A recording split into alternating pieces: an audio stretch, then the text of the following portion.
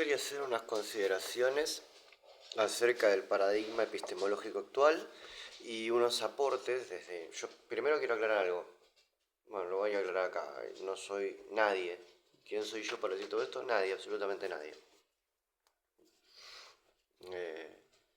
Fracasé miserablemente en el CBC, así que soy nadie. Pero creo que hay temas que me interesan y que puedo decir lo que entendí yo al menos, ¿sí? Pero pónganlo en esos términos, ¿sí? Porque yo soy literalmente nadie. Pero sí he notado que hay un problema que todos ignoran y que a mí no me parece tan difícil de abordar, pero que hay muchas veces que es lo que a todos nos da miedo y a donde más nos ponen en aprietos cuando, por ejemplo, discutimos con un terraplanista, con un antivacunas. Entonces me parece que es algo donde el flujo de información entre los que crean el conocimiento, el paradigma actual, ¿sí? Los que utilizan esos mecanismos para ir generando nuevo conocimiento y nosotros, hay una parte que no nos llega bien, que no entendemos, que no estamos entendiendo y que están fallando en explicarnos y nosotros también estamos, viste, medio poco predispuestos a abrir las entendederas en algún sentido. Entonces, me parece que es un tema de importancia en la docencia, ¿sí? Que también fracasé miserablemente bueno, no estoy tan miserablemente bueno, en el profesorado, pero vamos a ver qué es lo que quiero abordar acá. Para eso hay que empezar a dominar la terminología básica, un paradigma, yo dije paradigma. En epistemología y en ciencia yo acá tomé unas notas, no hay guión, no hay nada, ¿sí? Son unas notas muy en frío. Un paradigma es un marco conceptual, ¿sí? Que una comunidad científica o intelectual acepta para poder interactuar con la realidad. O sea, es un... A ver, yo lo puse acá en términos de... nos guía sobre... Nos dice qué preguntas hacer, básicamente. Nos dice qué es lo que hay que observar, cuál es el fenómeno a observar. ¿Sí? Esto de fenómeno, vamos a ver puntual que se quede con la palabra fenómeno. ¿Cuál es el fenómeno? A investigar o observar y cómo, cuál es el método a utilizar para interactuar con ese fenómeno y poder medirlo, mirarlo, observarlo. Mirar no siempre es mirar. Mirar es poder interactuar con un fenómeno que sucede. ¿Y qué preguntas son válidas? Esto es muy importante porque muchas veces llegamos a un punto donde te dicen no hay preguntas que no sean válidas. Bueno, sí hay preguntas que no sean válidas, según el paradigma donde estés, desde el que te estés posicionando. Hay preguntas que dentro de mi paradigma no se abordan. El propósito del universo, una intencionalidad, por ejemplo, dentro del paradigma actual, ¿sí? No se aborda. En la filosofía de la ciencia, las revoluciones científicas, autores como Thomas Kuhn no abordan, el paradigma científico actual no aborda la pregunta de ¿para qué? ¿Por qué? No nos interesa. No es que no nos interesa porque no nos hagamos esa pregunta, no nos interesa en este paradigma porque no tiene herramientas para abordar eso. Aceptamos que eso es algo que no tenemos una manera de interactuar. En caso de que exista, no tenemos una manera de interactuar con eso. Entonces es como un despropósito investigar algo que ya de entrada sabemos que por una limitación intrínseca de nuestro método y de nuestro paradigma no podemos abordar. ¿Entendés? No vamos hacia allá. Entonces es como una serie de cosas básicas en las que nos tenemos que poner de acuerdo para poder hablar de cualquier cosa. Por ejemplo, o sea, acá podemos decir que es donde entra en conflicto y es el elefante en la sala, que muchos divulgadores o docentes le tienen terror, tienen pánico, y yo entiendo por qué.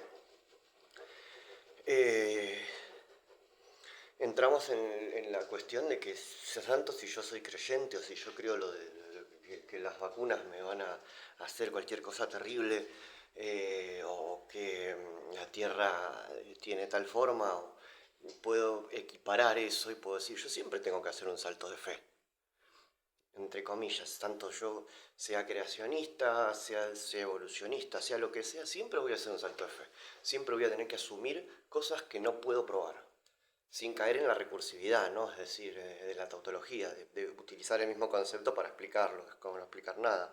Siempre hay algo que no voy a poder explicar, siempre hay algo, por ejemplo, nuestros sentidos. O sea, requiere lo que se llaman, eh, yo lo había puesto acá en términos de...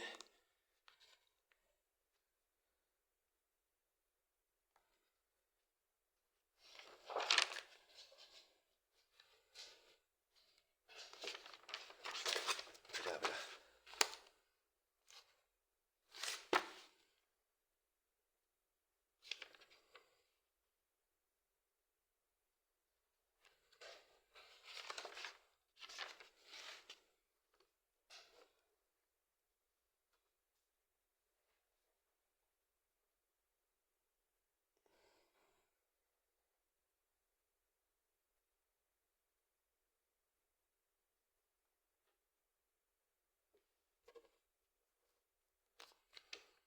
Decía, es como Rajoy, me ha pasado algo notable que es que no entiendo mi propia letra. Sí, es desastroso. Y encima mi manera de pensar es un poco desordenada, entonces me cuesta el doble. Pero lo que quería decir lo había puesto en términos de que siempre que hay presupuestos, hay un presupuesto fundamental. Un presupuesto es eso mismo, que yo tengo que aceptar y suponerlo válido sin poder probarlo. Y todo paradigma necesita un presupuesto fundamental, que es, en este caso, el presupuesto sensorial. Nuestros sentidos son al menos confiables si se corresponde el input que nos da y nuestro procesamiento de ese input, porque no solamente lo que vemos, sino el procesamiento cognitivo, bla, bla, bla, sin entrar en biología, en tema de corteza visual y todo eso. Ya tenemos que aceptar que eso se corresponde con una representación de lo que existe realmente. Sí, ese es un salto de fe inevitable que tenemos que hacer. Para poder hablar ya, para poder existir, para poder funcionar, tenemos que hacer ese salto de fe, no queda otra. ¿Sí? La diferencia fundamental, o sea, la diferencia fundamental, o sea, se basa en que, esto se basa en dos cosas, ¿sí? Cuando te dicen, entonces podemos terminar diciendo que, por ejemplo, es igual de válido el saber que el no saber, o que mi opinión, al haber esa limitación de la medida, o al tener que hacer un salto de fe, por eso de la medida, de la observación y por otra cosa, equiparan. La fe ciega, dogmática, es igual que la científica, porque ambas requieren fe. Es verdad que ambas requieren fe. Y requieren fe por una cosa más todavía, por una cuestión filosófica, no solamente sensorial o científica, técnica o paradigmática, sino porque nosotros no interactuamos con la realidad, nosotros interactuamos con fenómenos, nosotros no interactuamos con el noumeno, que sería la cosa en sí. Nosotros interactuamos con fenómenos que surgen emergentes de la interacción del noumeno entre sí, de todas las cosas que existen y las fuerzas fundamentales y todo. Lo que nosotros percibimos es una cualidad emergente de la interacción de todas esas cosas que están. Nosotros no accedemos, por ejemplo, me dijiste, tengo que dejar de fumar. Yo no interactúo con la mesa. Yo interactúo con fotones que rebotan en la mesa y la veo. Yo interactúo con la fuerza fundamental electrónica, atómica, que genera a través de la estimulación de mis terminaciones sensoriales la ilusión de contacto. Yo no estoy teniendo contacto con ningún átomo. No puedo. Por una cuestión de repulsión electrónica no puedo. Entonces nosotros, y de ahí imagínate a medir algo, a observarlo por un microscopio, a a medir una radiación electromagnética para inferir la existencia de otra cosa, porque cosas que no podemos ver en la radiación visible, objetos celestes que podemos ver porque emiten solo rayos X, entonces los rayos X no son visibles, entonces tenemos que confiar en nuestro aparato. Ahora imagínate, no accedemos a la realidad. Y estas dos cosas son ciertas. Y es cierto que para ambas cosas se necesita fe. Ahora, no es lo mismo. No es lo mismo saber que no saber.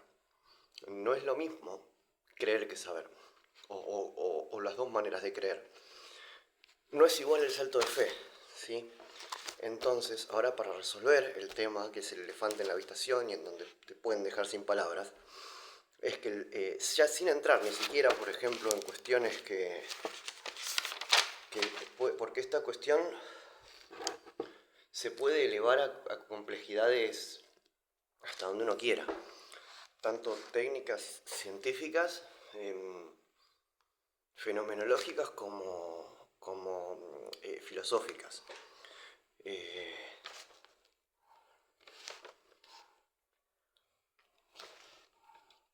Entonces, bueno, sin entrar en... Bueno, o sea, el paradigma actual básicamente lo que te... Y entiendo antes de pasar a la resolución de cómo se resuelve esto, y de por qué un enfoque con el paradigma científico es mejor y es preferible a un enfoque dogmático. Antes de abordar eso, vamos a abordar que la filosofía actual de la ciencia, o sea, se enseña de una manera... A ver, yo entré en el CBC y lo primero que tenía es un tipo que... Está bien, era un genio, pero era pura epistemología. Entonces, está bien, si lo analizás así, no podemos hablar de nada, es cierto, porque tengo que asumir, tengo que hacer un presupuesto de que yo lo que veo se corresponde con... Entonces el tipo terminaba diciendo cosas como ustedes ni siquiera pueden asegurar que estén hablando acá conmigo. Y yo me parece que al hacer declaraciones de ese tipo se tiene que matizar muy bien qué es lo que estoy queriendo decir. Y se tiene que también decir que también no es el mismo el error, ¿sí? No es la misma la distancia. Y que por más que yo tenga que hacer un presupuesto, o sea, no hay otra manera, es que claro, hay que hacer un presupuesto en ese sentido, pero no es igual hacer eso, porque si no termina quedando, si no se aclara la contraparte, que voy a aclarar ahora, es una idea muy choqueante que te enfrenta con cosas para las cuales la secundaria no te prepara, porque no te da herramientas de pensamiento abstracto, no te lleva la filosofía a una cuestión epistemológica, te nombran a Aristóteles, que hay que conocerlos y todo, pero no pasan de ahí. Entonces vos pasás de un paradigma puramente de la ilustración, ¿sí? Un paradigma del 1700, 1800, una cosa así. De repente en la universidad un tipo que te dice no sabemos nada y nunca lo vamos a saber, vas a perecer en la tiniebla más absoluta. No hay un mecanismo, no hay un salto educacional, un salto, digamos, didáctico entre cómo termina la secundaria y un profesor tiene que ponerse en la cabeza que no puede hacer esa declaración sin matizarla.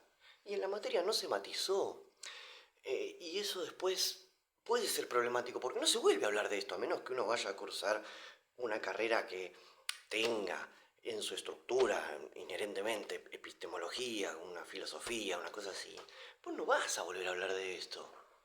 Lo vas a tener como una de esas materias bastardas de las carreras científicas, en el mejor de los casos, ¿viste? Como historia de la ciencia, una cosa así. Y no vas a problematizar esto en tu tarea científica del día a día.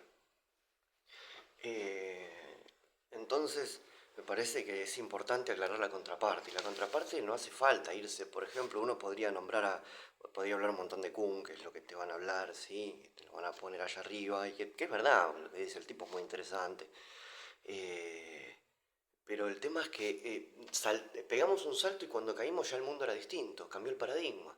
Porque, o sea, en los 90 hasta finales del 2000, para nosotros, para el vulgo, se seguía hablando de Popper. Y Popper, Popper, Popper, Popper, Popper. Y después viene este tipo a decir, che, pará, Popper, no, falla tú, falla acá, falla acá, falla acá y falla acá, no alcanza. Ahora hemos llegado a un punto, hemos llegado a los límites de tu paradigma, hace falta reconstruirlo. ¿Sí? Bueno, o de lo que sea. Eh, pero no nos enteramos nosotros de eso. Pegamos un salto, caímos y la ciencia era otra. Entonces, me parece que hay un choque cultural, entre comillas, en este sentido y que es lo que nos cuesta a todos entender. Y después podemos entrar, por ejemplo, ya en otras consideraciones, ¿no? Como Heisenberg, Bohr, en la cuántica, ¿no? El problema de la interpretación de los fenómenos que observamos a muy pequeña escala, la indeterminación, todas esas cosas. Después, autores ya más para el lado de la filosofía, como Husserl, que nos habla de que nos va a decir básicamente que nos da igual, no tenemos que enfrentar esas preguntas de si hay o no una realidad pragmática, un final a la que acceder porque no se puede, porque no existe.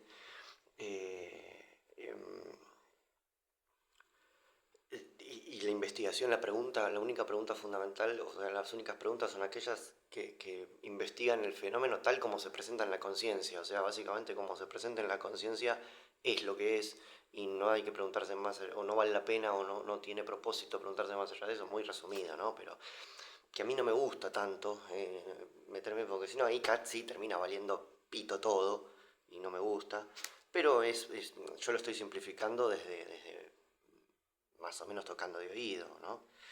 Viene un pesado de la epistemología y me pega 3 vueltas y media. Y después otros exponentes que, que dicen que también tenemos que renunciar a la búsqueda de una realidad objetiva, y después ya sin entrar después, por ejemplo, a la teoría de la información, entrar a Maldacena, entrar a universos holográficos, entrar a todo eso que ya reduce todo a una propiedad emergente, a la conciencia y toda la fenomenología, a la propiedad emergente de una existencia matemática fundamental. Entonces, sí, ya sin entrar ahí porque nos tenemos que pegar un tiro. Podemos decir que no es lo mismo el salto de fe que yo hago al confiar en mis sentidos, confiar en los aparatos que hago, confiar en esto a que confiar en la iglesia, o confiar en un dogma, o confiar en una posición religiosa, ¿sí?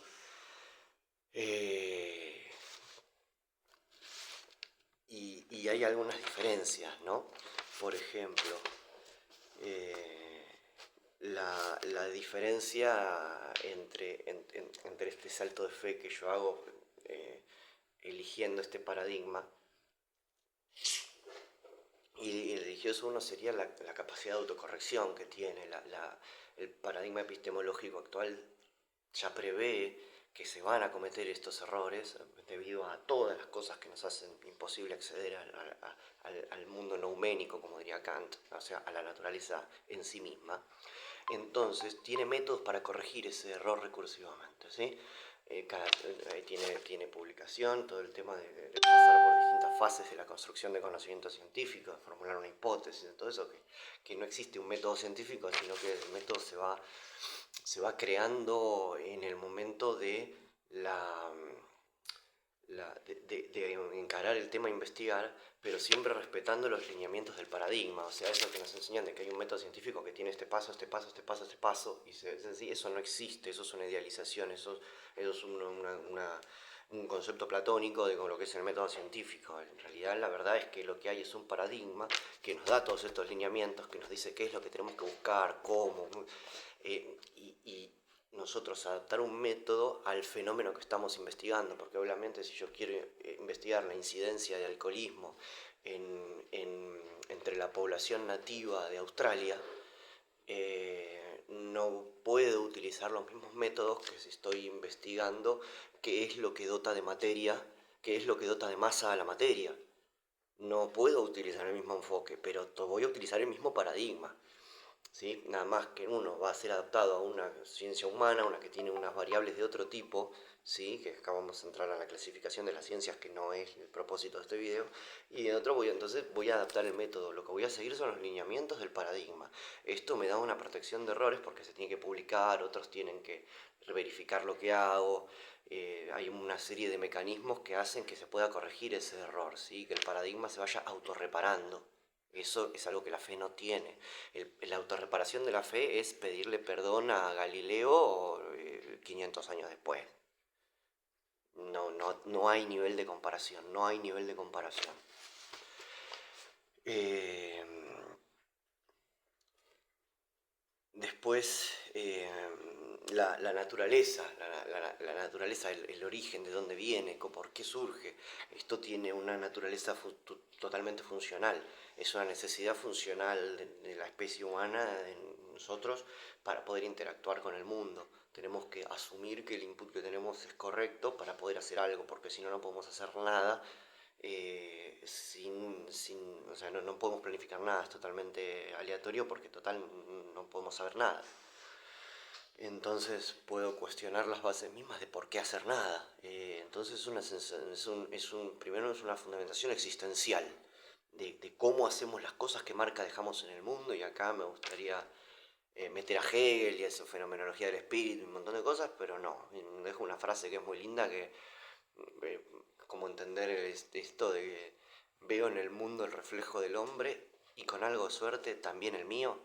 Es como eso, es la única manera que tenemos de hacer algo con el mundo que tenemos disponible. En vez, en la fe viene de una elección arbitraria de explicación de ciertos fenómenos para darles un sentido, una moralidad, un propósito, que son preguntas que en el otro paradigma realmente no tiene sentido hacerse porque no modifican o no podemos acceder, o realmente no es necesario responder esa pregunta para darle una coherencia a todo el paradigma. El paradigma prescinde de necesitar todo ese tipo de respuestas para poder ser consistente y funcionar. Eso para mí lo hace muy superior. Después la aceptación versus la evidencia, eso ya es algo que es muy claro de explicar, no requiere ahondar más. Tenemos aceptación dogmática, vos lo decís así porque hay un tipo en túnica o en calzones hace no sé cuántos miles de años perdido en el desierto que se le dijeron, o un general romano que le agarró la cosa y le agarró un ataque de epilepsia y lo interpretaron así, suerte que no lo prendieron fuego.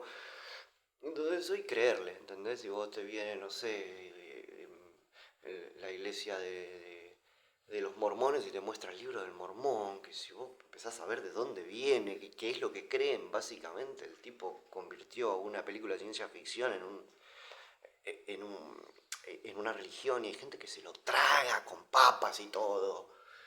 Y yo no puedo creer que sean representantes de la misma especie que yo, que no puedo creer que sean congéneres genéticos, no puede ser, porque pues, algo tiene que haber, algo tiene que haber en el acervo cultural, en el meme humano, que nos impida caer en esos abismos tan tremendos, porque es peligroso. Entonces, de no necesitar, o sea, de que vos me digas algo y yo lo tenga que creer porque sos vos, que vos me digas algo y yo te pueda decir, che, ¿me explicás por qué funciona? Y vos me puedes decir, sí, mira, yo parto de acá, ¿sí? Esto es algo que parto de que lo que veo es cierto, porque si no, ni siquiera podríamos hacer ni esto ni ninguna otra cosa. Pero a partir de ahí yo veo esto, y a esto yo lo interpreto, y entonces te puedo hacer un desarrollo, y del otro lado te van a decir porque Dios lo dijo. Es el equivalente a porque un mago lo hizo. No tiene sentido. Bueno. Y es una evidencia que es acumulada y es coherente en el tiempo, tiene parsimonia y tiene capacidad de predecir cosas. Otra cosa que el conocimiento religioso no, o sea, que sí, el conocimiento religioso o el dogma religioso no tiene. No es capaz de hacer ninguna predicción, no es capaz de tener una evidencia acumulativa que vaya autorreforzándose o autorreparando H's en el mismo paradigma, no carece de todos esos mecanismos. Es todo esto lo que yo consideraba, a partir de una charla que tuve con mi hermano, que es el elefante en la habitación, a la hora de hablar de ciencia, especialmente en niveles secundarios, o con gente en la calle, ¿no? Porque por ahí uno se encuentra con esta gente que te dice que te viene a hablar de Jacobo Grinberg, de la teoría sintérgica y te pone este problema del límite de la cognición como prueba de que lo que ellos hicieron imaginándose un viaje de hongos, o que es lo mismo eh, lo que escribió Jacobo Grinberg sin una sola pieza de material matemático que soporte toda esa locuración, y además entrando en sincero conflicto con, por ejemplo, la teoría más fuerte que tenemos hoy, que es la teoría de la información, que derivan cosas como el universo holográfico y todo, que ya es sorprendente en sí mismo, sin necesidad de fumarse nada.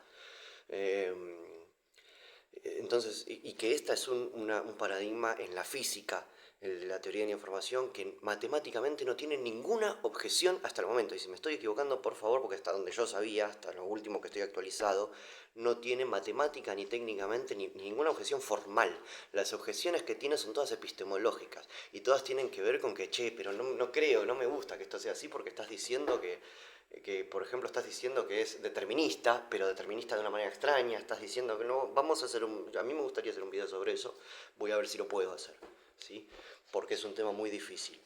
Pero si le dan un poquito de amor a esto y veo que gusta y que sirve, voy a hacer ponerme las pilas con eso. Pero bueno, decía, estas cosas que entran en conflicto con cosas que tienen toneladas de evidencia matemática, con este paradigma de la física que no tiene una sola objeción formal, y con esto no estoy queriendo decir que sea el definitivo, porque no tiene una sola objeción formal dentro del paradigma que podemos utilizar hoy para interactuar con el mundo. Seguramente dentro de un tiempo, en el futuro, el paradigma va a ir ampliándose, como pasó de Popper a Kant, o como en la física pasó tuvimos a Galileo, después lo tuvimos a Newton, después lo tuvimos a Einstein, después lo tuvimos a Bohr, y en cada época, con las herramientas y las necesidades y el propósito del conocimiento en cada época era consistente. Galileo era consistente con la época de Galileo, Newton era consistente con las preguntas que se hacían en la época de Newton, y Einstein, y después ahí se empezó a cagar todo, cuando Einstein mismo hizo algo que que no quiso hacer, y después no se hizo cargo, y de puta madre, bueno, pero después terminó diciendo, y sí, está bien, esto está bien, vamos a ver qué es esto. El elefante en la habitación que hasta a Einstein le hizo temblar el piso. ¿Sí? ¿Cómo no nos va a hacer temblar el piso a un boludo que entra al CBC y que de repente hay otro boludo que le dice, no podés saber nada, ¿para qué mierda estás acá? Bueno, eso es algo interesante de abordar, y además muy importante porque esto después tiene implicaciones en la vida real, cuando nos encontramos con gente que no vacuna a sus hijos, cuando nos encontramos con gente que promueve ideas de odio basadas en cuestiones pseudocientíficas, gente que habla de pelotudeces y que habla de boludeces, como decía Asimov, en el culto a la ignorancia. Es decir, cuando vos sabés algo y el otro no supo, no es lo mismo, no vale lo mismo, no es democrático esto. Y cuando vos sabés algo, o cuando alguien sabe algo, pero saber algo investigó, de que realmente se puso, y ahora voy a dar un ejemplo de que es realmente ponerse en lo que estoy ahora, vos le tenés que decir al otro que se calle, tenés la obligación de decirle al otro que se calle. Pero no es que se calle por censurarlo, es decirle, si no podés darme una elaboración así, con lo que vos decís, como la que yo hago, con lo que yo digo, que yo lo digo porque me esforcé mucho, no tenés el mismo derecho que yo a hablar del tema. Y es cierto, ¿es elitista? Sí. ¿Es clasista? En realidad no es elitista, en realidad implica que tenemos que hacer ciertos pasos para poder estar al mismo nivel y hablar y poder hablar de algo. Tenemos que aceptar ciertas cosas, porque si no, no podemos hablar de nada. Vos me podés salir con cualquier delirio y yo me lo tengo que tragar como si fuera igual de válido que la teoría de la gravitación universal, porque sí, porque me gusta tu cara, y no es así. Entonces, bueno, ya van como media hora, es un montón, mucho más larguísimo de lo que yo esperaba. Espero que les guste, denle un poquito de cariño. Díganme de qué les gustaría que hable, si esto sirve, si no sirve, si quieren que me calle, si le ven errores a todo esto. Y bueno, hasta la próxima.